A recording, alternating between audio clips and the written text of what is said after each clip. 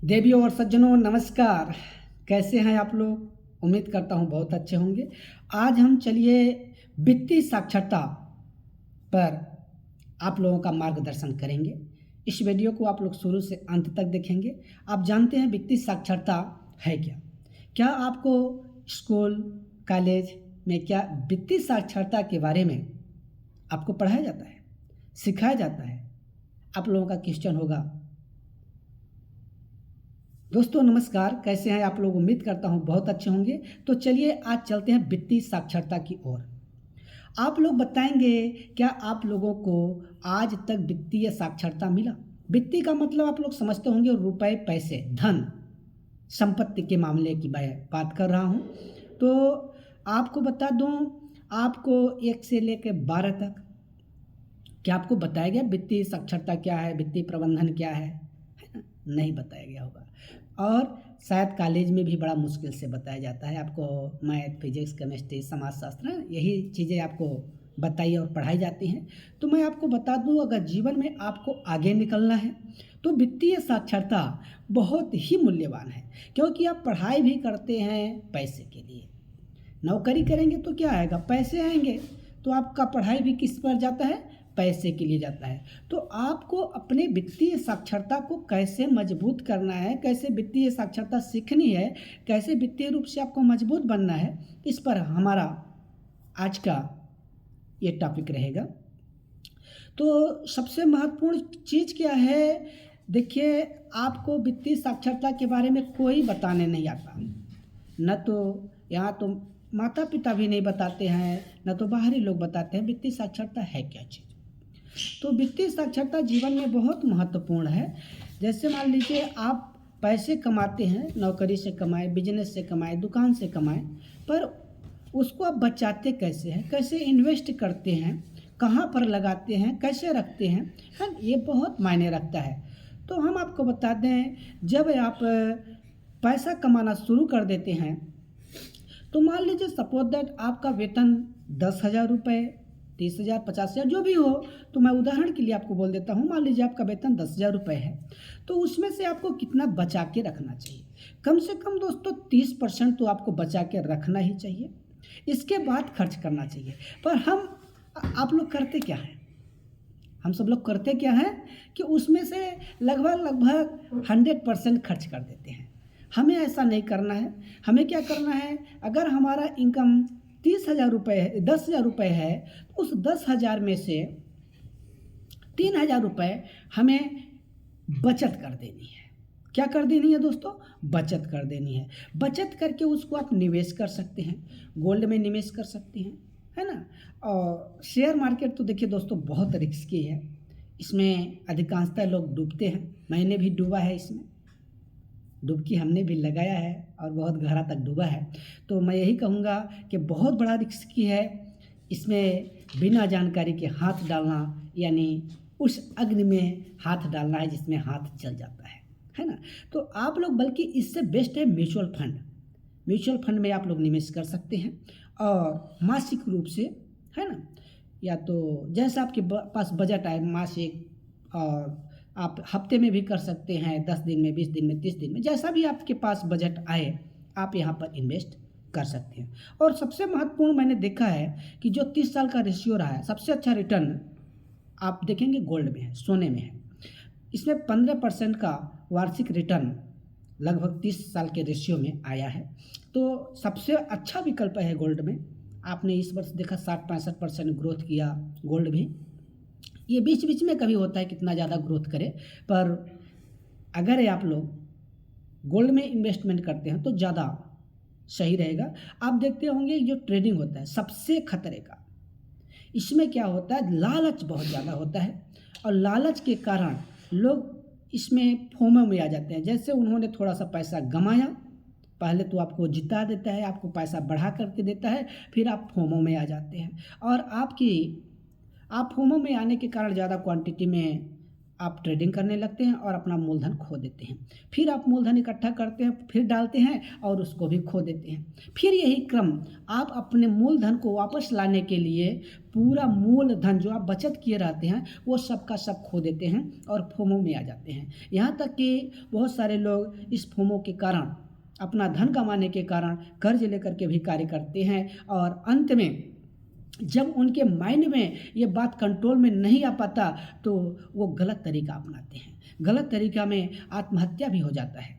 मैंने बहुत सारे लोगों को सुना कि उन्होंने ऐसा कर दिया, इतना पैसा खोया तो उन्होंने आत्महत्या कर दिया। दोस्तों ये बहुत बुरी बात है। आप बल्कि इस क्षेत्र में जाए ही ना, या तो बिना सीखे, इसमें कम से कम 5 साल का अनुभव हो और उसमें भी आप पेपर ट्रेडिंग करके अनुभव ले सकते हैं। मैं नहीं कहता हूँ सही नहीं है, लोग पैसे कमाते हैं पर इसमें पैसे आते कहाँ से हैं दोस्तों? इसमें एक व्यक्ति का पैसा दूसरे के पास, दूसरे व्यक्ति का पैसा तीसरे व्यक्ति के पास जाता है। तो आप ट्रेडिंग, तो मैं यही कहूँगा कि भूल करके भी हाथ न डालें। इसमें आपको यूट्यूब पर बहुत ज़्यादा दिखाया जाता है, फेसबुक पर है ना, इंस्टाग्राम पर लोग बताते हैं इतना मैंने 1 करोड़ एक दिन में कमा लिया, 2 करोड़ कमा लिया, 5 करोड़ कमा लिया। इस लालच में बिल्कुल ना जाएं, क्योंकि ये वही कमाते हैं जिनके पास दोस्तों कैपिटल ज़्यादा है, पैसा ज़्यादा है, वो पैसा कमा लेते हैं। पर जो छोटे पैसे वाले होते हैं दोस्तों, वो जाके डूब जाते हैं, वो नहीं निकल पाते। अगर आप छोटे बच्चे को समुद्र में डाल दोगे तो बचेगा कि मरेगा दोस्तों? वो मर जाएगा, बचेगा नहीं। उसी तरीके से आप छोटे कैपिटल वाले यानी बड़े कैपिटल वाले यानी जिनके पास अथाह समुद्र जैसा पैसा है, उनके पास वो पैसा जाएगा तो बड़ा पैसा छोटे पैसे को आकर्षित कर लेगा। दोस्तों आपका पैसा आपके पास, आप सोचेंगे कि मैं 10,000 रुपये में करोड़ों रुपए ले लूँ, पॉसिबल नहीं है दोस्तों। आपका 10,000 वो चला जाएगा। अगर हम कहते हैं 10,000 से मैंने 20,000 बना भी लिया, 30,000 बना लिया, पर हमें जो लालच है हमारा वो ज़्यादा हमें आकर्षित करेगा और मैं 30,000 इकट्ठा लगा करके जैसे ही एक झटके में वो मेरे पूरे के पूरे 10,000 हमारे मूलधन भी और 20,000 फायदे भी वो पूरे निपट जाएंगे। आप रोक नहीं पाओगे। इसलिए अगर आपको ट्रेडिंग करना ही है ना, तो पहले बहुत गहराई तक उसको सीखिए, फिर 1 लाख 2 लाख 4 लाख 10 लाख रुपए कैपिटल व्यवस्था करके 10-5,000 रुपए से आप ट्रेड कर सकते हैं 1-2% का रिस्क लेके। वरना आप ट्रेडिंग में बिल्कुल ना घुसें, क्योंकि मैंने घुस करके देख चुका है, इसलिए मैं अपना एक्सपीरियंस बता रहा हूं। और बहुत बड़ा रकम हमने खोया है। समाज में आदमी बताए तो इससे बड़ा बुराई फैलती है, इसलिए मैं नहीं बताना चाहता मैंने कितना खो दिया, पर मैं आपको ज़रूर बताना चाहता हूँ कि बहुत बड़ा रिस्की है। और शेयर मार्केट भी बहुत बड़ा रिस्की है दोस्तों। शेयर मार्केट में भी हमने बहुत ज़्यादा पैसे खोए हैं। क्रिप्टो करेंसी आप जानते हैं, बिटकॉइन, इथेरियम वगैरह, ये भी बहुत बड़ा रिस्की है। यहाँ पर गैम्बलिंग बहुत ज़्यादा होता है दोस्तों। आप सोचते हैं कि ये मेरे हिसाब से चलेगा, आपके हिसाब से बिल्कुल नहीं चलेगा। जैसे ही आप इन्वेस्टमेंट करेंगे, डायरेक्ट मार्केट आपके खिलाफ वहीं से रेडी हो जाता है, क्योंकि यहाँ पर एक एक व्यक्ति को धोया जाता है। तो इसलिए यहाँ पर अगर आप चाहते हैं कि मेरे को धोया न जाए, मेरे पैसे सेफ बचे रहे, तो इसमें सीखने के बाद लोग जो बड़े बड़े खिलाड़ी हैं ये कौन सा तरीका अपनाते हैं, तो हमें करना क्या पड़ता है, इनके साथ चलना होता है। अगर हमने इनके विरुद्ध गया तो हमारा कैपिटल गया। इस बात का बहुत ध्यान रखना पड़ता है। तो आप लोग भी इस बात का ध्यान रखेंगे। बिल्कुल शेयर मार्केट में अगर आप अभी नए हैं, कम उम्र के हैं, आपके पास अनुभव नहीं है, तो मैं आप लोगों से विशेष निवेदन करके कहता हूं कि आप लोग जल्दी पैसा बनाने के लालच में शेयर मार्केट में कदम ना रखें। हाँ, अगर आपको रखना ही है तो पहले 5 साल सीखिए। पेपर ट्रेडिंग होता है दोस्तों, बहुत सारे आपको ऐप्स मिल जाएंगे प्ले स्टोर पर, पेपर ट्रेडिंग डाउनलोड कर लेंगे, या पेपर कॉपी में आप लिख सकते हैं कि मैंने इतने रुपए का इतना ट्रेड लिया, इतने समय लिया और मेरा लॉस हुआ कि प्रॉफिट हुआ। आप ये भी ना सोचें जैसा आप रियल ट्रेडिंग कर रहे हैं उस हिसाब से आप 1-2% का लॉस लें और इसके बाद निकल जाएं। बड़े ट्रेडर क्या करते हैं, जिनके पास ज़्यादा कैपिटल है, वो अपना पैसा मान लीजिए 1 करोड़ रुपए लगा दिए, अब उनको 0.5% भी मिल रहा है, 0.20% भी मिल रहा है दोस्तों, तो काफ़ी हो जाता है। और पर आपके पास क्या है, 10,000 है, आपको लगेगा यार 1-2% मिलेगा तो क्या होगा, कुछ नहीं ना। आप सोचते हो कि 10 का कम से कम 5,000 मिल जाए, 10,000 का 5,000 मिल जाए, है ना, और या तो दुगना हो जाए, तिगुना हो जाए। इस लालच में आप पैसे खो देते हैं, ठीक है ना। तो आप ये रिस्क ना ही लें तो ज़्यादा सुपर रहेगा आपके लिए भी, और आप बिल्कुल अच्छे बने रहेंगे, नहीं फोमो में आ जाएंगे, पैसा भी खो देंगे, स्वास्थ्य भी खो देंगे, मानसिक संतुलन भी खो देंगे। अगर इन सब से बचना है तो आप बल्कि आपके पास पैसे आ रहे हैं, थोड़ा थोड़ा ही पैसे सही म्यूचुअल फंड में आप लगाइए, गोल्ड में लगाइए, और बल्कि रियल इस्टेट ज़मीन जगह खरीदिए, ये ज़्यादा बेहतर है और ज़्यादा अच्छा रहेगा। हाँ, एक चीज़ और हम आपको बता देते हैं, आप अगर लोन लेते हैं तो लोन आपको आजकल बहुत सारे फ्रॉड ऐप भी आते हैं, है ना, या तो प्ले स्टोर पर आपको ऐप मिल जाते हैं, तो उन साहूकारों से आप लोन ना लें। उनका जो भरने का क्राइटेरिया होता है वो आपको लोन देते हैं कम से कम 27%, 30%, 32% आपको वो सालाना लेते हैं। अगर आपको लोन लेना ही है तो आप बैंकों के माध्यम से लोन ले सकते हैं। ये आपको आपके ऊपर प्रेशर भी नहीं डालेंगे, दबाव नहीं डालेंगे, और आपके मानसिक संतुलन को भी बिगाड़ने का काम नहीं करते। पर प्राइवेट बैंकों से आपने लिया है ना, जैसे जो एप्स मौजूद हैं, आपको 5 मिनट में लोन दे देंगे, ये लोन तो दे देते हैं, पर आपके मस्तिष्क में, आपके मानसिकता में बड़ा निगेटिव चीज़ बो देते हैं। अगर आपने समय पर भुगतान नहीं किया तो लोग आत्महत्या भी कर जाते हैं। मैंने देखा है, बहुत सारे लोगों को सुना है कि वो लोन का भुगतान नहीं कर पाने के कारण आत्महत्या कर लिए। यानी आपको लोन का भुगतान समय पर करना है, चाहे आप शासकीय से लें या प्राइवेट से लें, कहीं से लें। पर मैं ये कहता हूँ कि आप जो प्राइवेट साहूकार हैं, जो एप्स बना करके पैसे देते हैं, इनसे बिल्कुल ना लें। इनका दबाव फ़ोन पर ही आएगा, बहुत ज़्यादा आता है, बहुत ज़्यादा आपको यानी प्रेशर डालते हैं। इनके दबाव में आप गलत कदम भी उठा सकते हैं। इसलिए इन लोगों से लोन आप कदापि न लें, भूल करके भी न लें। हाँ, एक चीज़ और बता दूं, अगर आपको लोन लेना ही है और आपका जैसे लोन लेना है, किस काम के लिए लेना है, किस उद्देश्य से लेना है, क्या आपका सोच है यानी जिस चीज़ के लिए आप लोन ले रहे हैं उसी चीज़ में उपयोग करें। ये नहीं कि आपको घर बनाने के लिए लोन लिया और आप विदेश यात्रा में चले गए, है ना, मनोरंजन करने चले गए, पार्टी करने चले गए। ऐसा नहीं दोस्तों, आप लोन लीजिए, उसी कार्य में लगाइए जिस कार्य के लिए आपने लोन लिया है,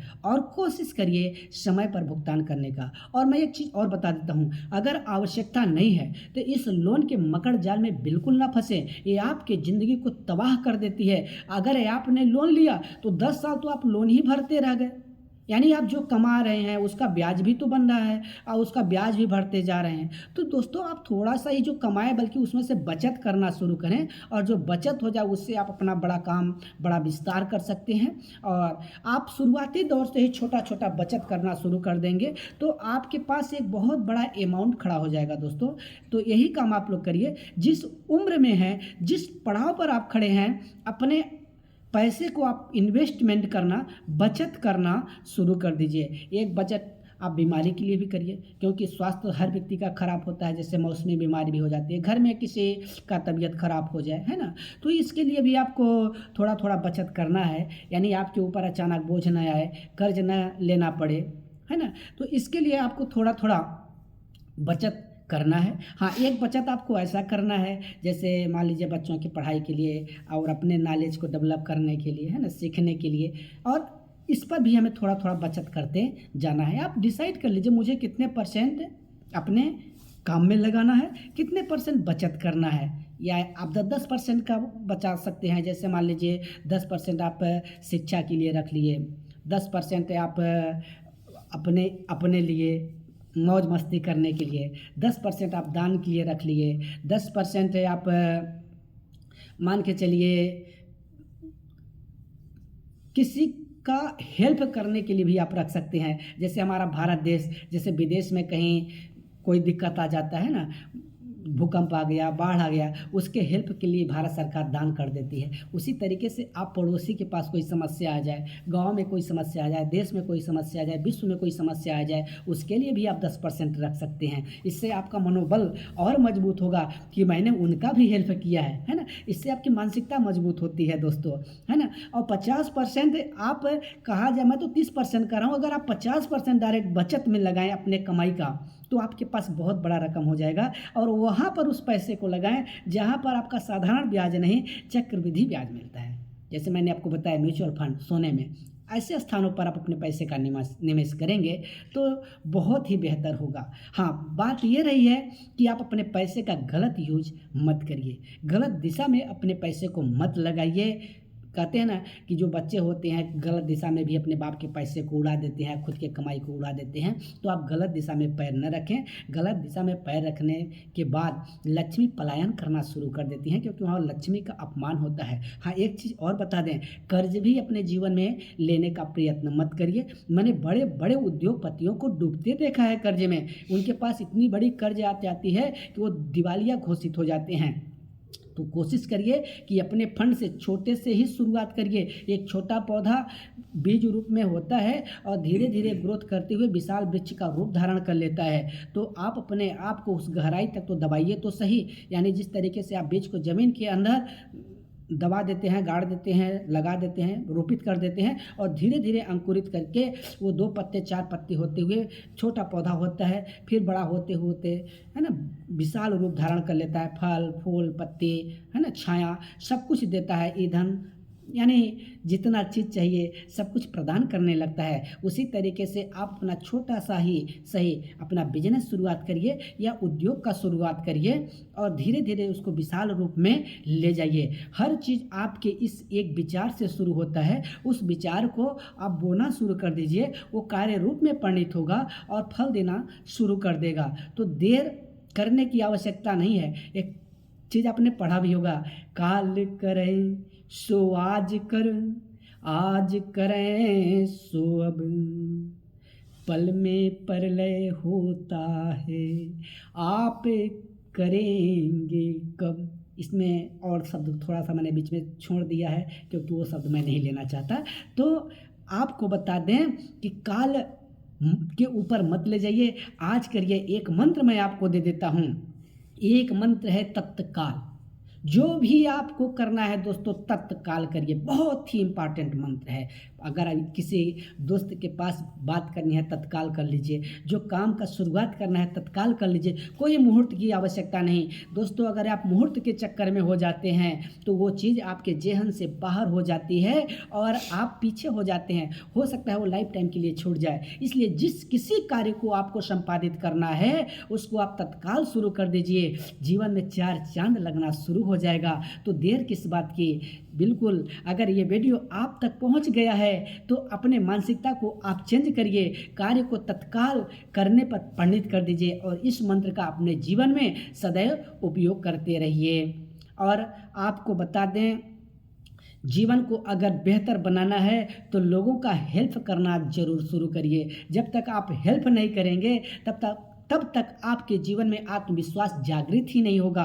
और सबसे बड़ा चीज़ है आत्मविश्वास, मनोबल। आपका जो मन का बल है दोस्तों ये बहुत मायने रखता है। इस चीज़ को आपको देखना है कि किसी ने आपके मनोबल को तोड़ तो नहीं रहा है। अगर दोस्तों किसी ने आपके मनोबल को तोड़ा है तो उससे आप क्यूट करिए, उससे दोस्ती ख़त्म करिए, उससे बाहर निकलिए। घर में हो, परिवार में हो, कहीं भी हो, उनसे आप सीमित तक रहिए, क्योंकि ये मनोबल तोड़ने वाले आपके उस विचार रूपी खजाने को धराशायी कर रहे हैं। तो इनसे तो बच के ही रहना है। इनको आप अपना लक्ष्य कदापि मत बताइए, आप क्या करने जा रहे हैं इसको भी मत बताइए, क्योंकि ये आपके मनोबल को तोड़ते हैं। क्यों तोड़ते हैं? कोई तो जान करके तोड़ते हैं, अपने यार दोस्त ही कोई अनजाने में भी तोड़ देते हैं। वो सोचते हैं मैं आपका भला कर ले जाऊंगा, पर भला दोस्तों होता नहीं, बुरा हो जाता है।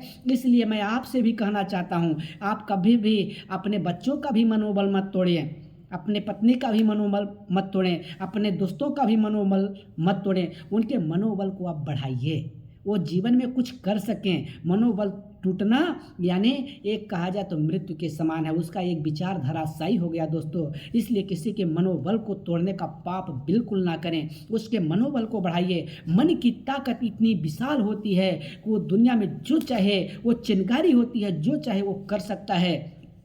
पर हाँ, अगर कोई गलत कदम उठा रहा है ना, कोई सोचे यार बाप को बता दिया भाई मेरे को डकैती करना है ना, तो आप उसके मनोबल को तोड़िए कि वो गलत राह पर ना जाए, वो गलत राह पर न जाए, वो सही राह पकड़े, चोरी डकैती ना करे, बल्कि एक अपना बिजनेस स्थापित करे, अपना उद्योग स्थापित करे।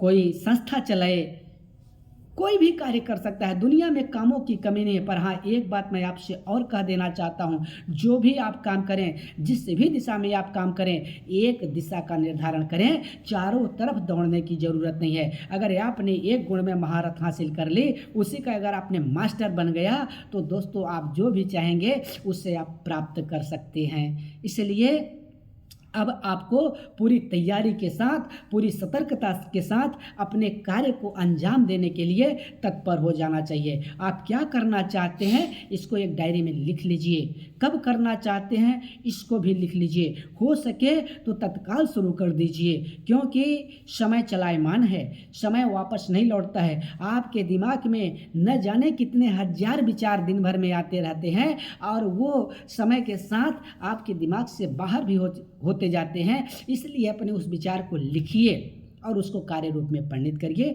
फालतू के जो विचारे आते हैं उनको क्लोज करिए, और एक ही विचार पर, एक ही चीज़ पर आप सोचना शुरू कर दीजिए और उस पर कार्य करना शुरू कर दीजिए।